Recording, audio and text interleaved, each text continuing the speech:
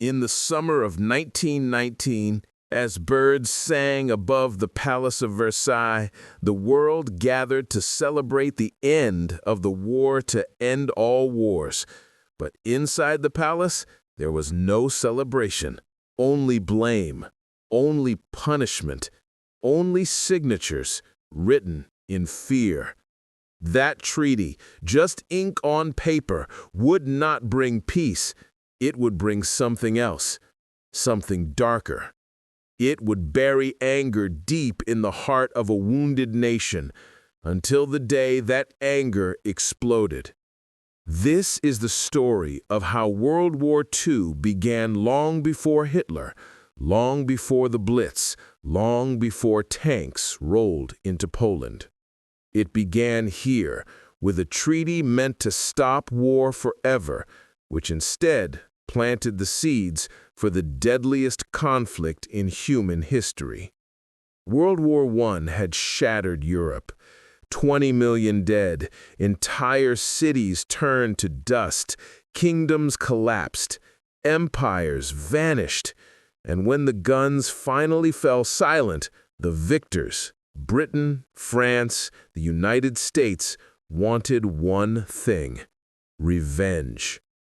Woodrow Wilson came carrying his 14 points, preaching peace, fairness, and rebuilding. But France carried scars. Villages destroyed, children orphaned, a generation gone. France didn't want mercy. France wanted Germany broken forever. Britain agreed. And so the Treaty of Versailles was shaped not by peace, but by punishment. The delegates believed they were preventing Germany from ever rising again, but in reality, they were waking something else, something waiting in the shadows. Germany walked into Versailles expecting negotiation. Instead, they received a bill, 132 billion gold marks, an amount so massive it was practically impossible. Money Germany didn't have, money Germany couldn't get, money Germany had to print and keep printing until the value of the German mark collapsed. Imagine waking up and finding that your entire salary, your entire savings, your entire life couldn't buy a loaf of bread.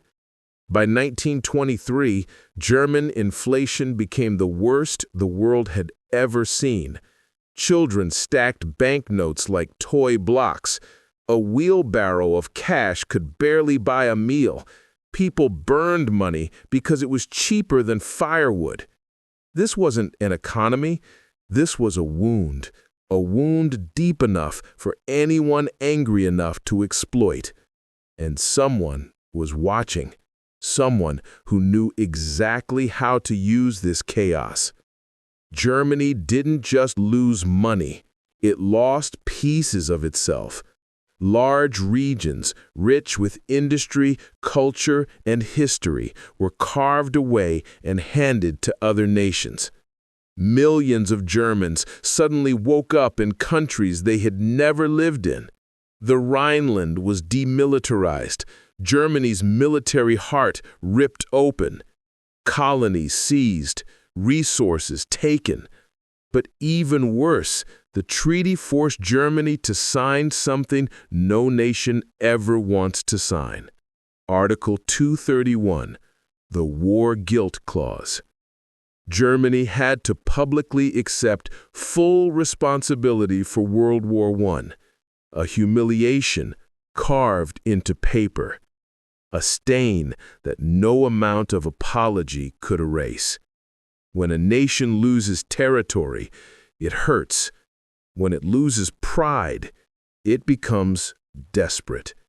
And desperation is the perfect soil for extremism. The 1920s in Germany were not years. They were wounds stretched across time. People stood in food lines. Veterans begged on the streets. Children starved in a nation that once fed armies. Everywhere you looked, there were broken promises, and broken people. Political groups fought in the streets. The government was weak. The people lost faith. And then a new voice appeared, a voice filled with rage, passion, and promises. A former soldier, a failed artist, a man who knew how to use a microphone like a weapon, Adolf Hitler. He didn't need to create anger. Versailles created it for him.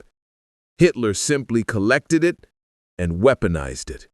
Millions listened, millions believed, millions followed. The treaty meant to prevent war and had created the perfect environment for the next one. As Hitler rose, the world watched, but did nothing. Britain and France were exhausted. America turned inward. Everyone wanted peace, even if it meant ignoring danger. So, when Germany rebuilt its army, the world looked away. When Germany marched into the Rhineland, the world looked away. When Germany united with Austria, the world looked away. And every time the world stayed silent, Hitler grew louder. Every unchecked step was a message: no one will stop me. The treaty meant to restrain Germany had in the end restrained only the world. Germany broke its chains. The world did not. By 1939, the storm could no longer be ignored.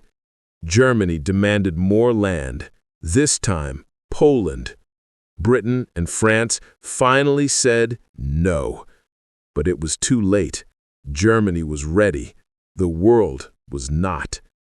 On September 1st, 1939, German tanks crossed into Poland.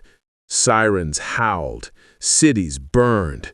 Europe awoke to the sound of war. The treaty meant to guarantee peace had instead created the perfect recipe for destruction. World War II did not begin with tanks or bombs or bullets. It began with anger, with hunger, with humiliation, with a treaty that tried to cripple a nation, but instead created a monster. The Treaty of Versailles didn't stop war, it delayed it. And when it returned with a fury the world had never seen. History teaches us this truth: when justice becomes punishment, punishment becomes revenge, and revenge becomes war. And the treaty that ended World War I lit the fuse for World War II.